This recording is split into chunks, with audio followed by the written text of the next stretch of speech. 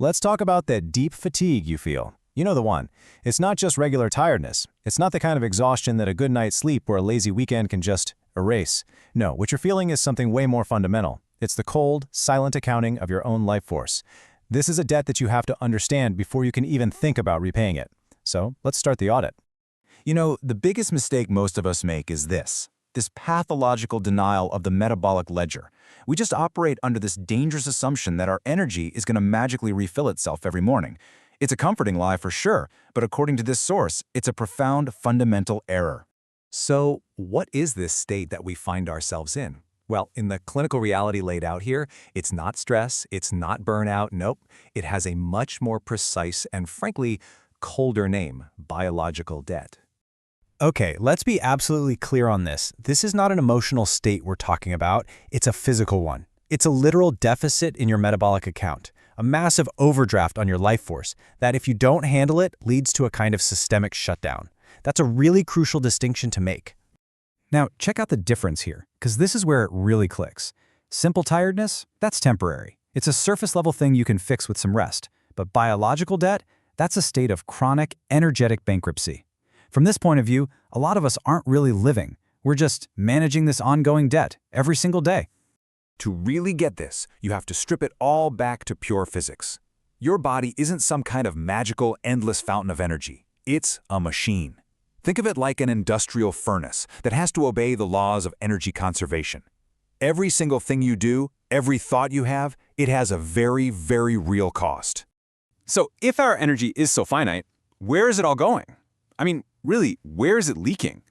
This next section gets into the mechanics of it, or, as the source puts it pretty dramatically, how our energetic gold is poured into the void. And this just nails the problem, doesn't it? It's not one giant withdrawal that bankrupts you. It's death by 1,000 tiny cuts.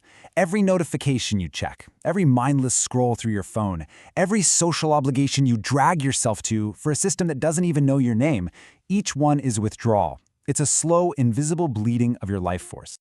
This metaphor is just perfect. Your metabolic potential, your body's incredible power. It's like a furnace designed to melt gold, to forge your legacy. But what do? We use that incredible heat to burn the dead leaves of digital distractions and social noise. And the result? It's nothing of value. It's just ash. And get this, we can even try to quantify this leakage. The source calls it the coefficient of existential friction. It's a pretty simple ratio. The more you react to all the external stuff, the pings, the updates, the outrage, the less energy you have left for your own actual creations. The system doesn't need to kill your dreams. It just needs you to be tired enough that you never have the strength to build them. And this whole process is governed by a universal, totally unforgiving law, a law that says everything falls apart unless energy is put in to hold it together. And that, my friends, is the law of entropy. 45. Just that number. 45. What does it mean? What happens then? And here it is, the brutal payoff. By age 45, the debt comes due. According to this view, the average person has spent their absolute best energetic years being nothing more than an expendable battery for some giant machine. And now? Now they have no signal left. Just the heavy silence of a spent life. So here's the crucial point. Your body is this incredible, high-order structure that's in a constant war against chaos. And every single time you let a distraction break your focus, you're basically letting entropy win a small victory right inside your own cells. You're just taking on more and more debt. Okay, after a diagnosis that grim, the question is obvious. What on earth can be done? Well, the first step is always the hardest, and it's the most important. You have to face the ledger. You have to admit that you're energetically bankrupt. Look, this isn't about shame, it's not about failure, it's about acknowledging reality. In physics, there's no mercy for an uncalculated life. There are only consequences. Admitting you're bankrupt isn't the end of the story. It's the only possible starting point for survival. And this slide really lays out the choice that comes right after that admission.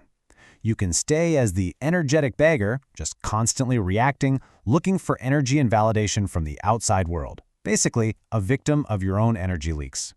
Or you can become the architect, someone who consciously creates their environment, generates their own internal power, and becomes the master of their own fate. So now we get to the solution. the sovereignty protocol. To go from that beggar to the architect, you need a protocol, right? A clear set of rules designed to take back your energy and declare your own personal sovereignty. And here it is, the 3 steps to energetic survival. Number 1, perform metabolic liquidation. That's all about plugging the leaks. 2, achieve signal purification. That's finding absolute focus. And 3, build the sovereign recharger, creating a system for sustainable, self-generated energy. Let's break these down real quick. First up, you perform a ruthless audit of your life.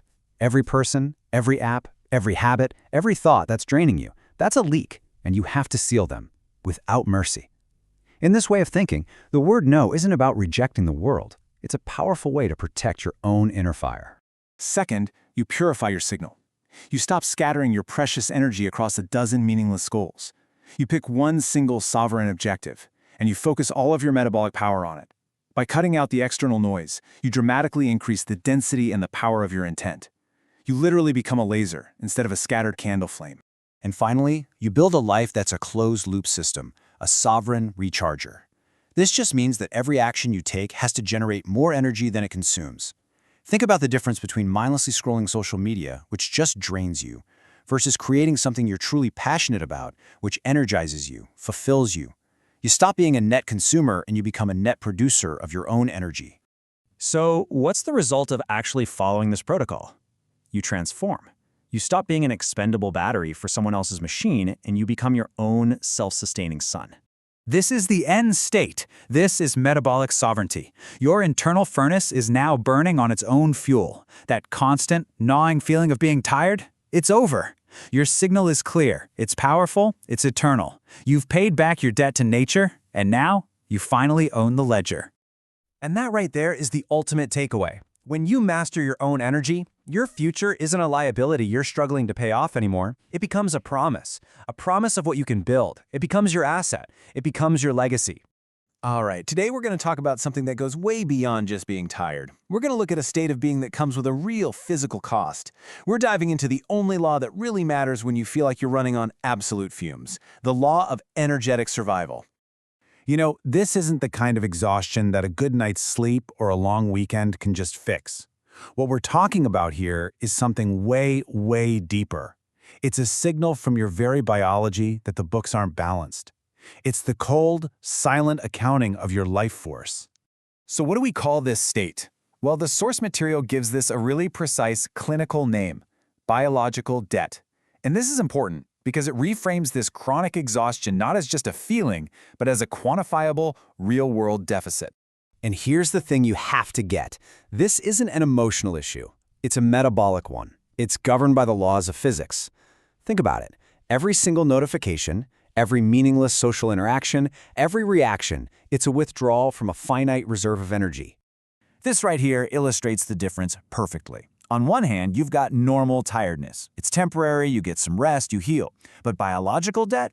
That's a whole different beast. It's a fundamental accounting error in your body's energy budget, and that's why you can't just sleep it off. You're not just tired, you are metabolically overdrawn. You see, there's a part of us, let's call it the unrefined mind, that just loves to deny this reality. It acts like our energy is some kind of bottomless well, but the laws of thermodynamics, they don't care about our feelings. They are absolutely uncompromising. Every action is a transaction, a withdrawal from a bank account that is not infinite. Okay, so if you're in this state of debt, what does that actually make you? What part of you is driving this? The source introduces a really powerful concept for this, the energetic beggar. This is the shadow self, the part of us that willingly, almost eagerly, gives away its own power. I mean, just let that sink in for a second. It perfectly captures the short-sighted tragedy of the energetic beggar. We trade our real, long-term power, our sovereignty, our crown, for what? A quick fix, a tiny, immediate comfort. We're basically liquidating our entire legacy for almost nothing. And this, right here, this is the fate of the person who just refuses to architect their own mass. They become a victim of thermodynamic liquidation, always scrambling, looking for energy from the outside world because, well, the fire inside has gone out. They're a ghost looking for a body to haunt. And this brings us to what the source calls the coefficient of existential friction. It's a simple, brutal equation. The more you react to the world around you, every notification, every manufactured outrage, the lower your capacity is to create.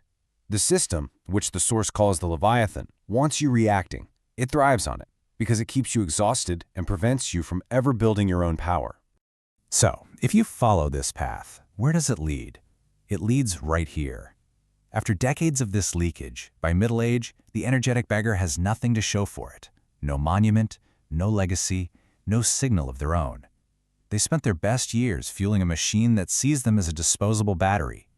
All that's left is the ash of a fire that never learned how to burn for itself. But listen, this isn't just a story about decay. It's not a tragedy without an escape hatch. The bankruptcy ends where your sovereign reclamation begins. This is where we pivot. We move from the diagnosis to the solution, the energy retention protocol. The way out is a clear 3-step protocol. First, metabolic liquidation. That's how you stop the bleeding. Second, signal purification. That's how you focus your power. And third, you build a sovereign recharger so you can become completely self-sustaining. All right, step 1, metabolic liquidation. This is where you go to war. It means you have to audit everything in your life with a cold, clinical eye. You have to identify every single person, every app, every thought pattern that triggers a high-entropy response. If it doesn't contribute to your legacy, it's a parasite, and you have to seal that leak without mercy. And at the heart of this step is one of the most powerful words in any language, no. And this isn't about being negative or rejecting the world. According to the Source, it's the ultimate act of self-preservation. It's how you protect that sovereign flame inside you. It's the golden ink that heals the cracks in your soul. Okay, so once you've sealed the leaks, you move on to signal purification. Think of it this way. You stop being a candle, where your light is scattered, it's weak, and the slightest breeze can put it out, and you become a laser. All your power is concentrated. By cutting out the noise, you increase the density and power of your intent. And now, the final step. This is the masterstroke. It's about architecting your life so it becomes a closed-loop system. You literally stop being a consumer of energy from the world around you, and you become a source. You become the generator. Every action is designed to generate more energy than it costs. So, what happens when you follow this protocol? What do you become? You don't just get better, you transform. You go from being the beggar to the sovereign architect. This is the ideal state, the person who has mastered the law of energetic survival. And this, right here, this lays it all out. The two fates. The beggar is always looking outside, always reacting, and their final output is just ash, their ledger a deep debt. But the architect, their energy is internal, their state is sovereign, their output is gold, and their final ledger isn't just balanced, it's owned. They've reclaimed the gold from the ash of their former life. And that's what this is all about, a fundamental shift in who you are. The simulation of tiredness is over. You're no longer just a character getting drained by the story playing out around you. You are the author. You are the source of power. And the signal you emit is eternal because it comes from within. Okay, let's get real for a minute. I know this stuff is heavy. I know how crushing this path can feel, those nights when the fatigue feels like a mountain sitting on your chest.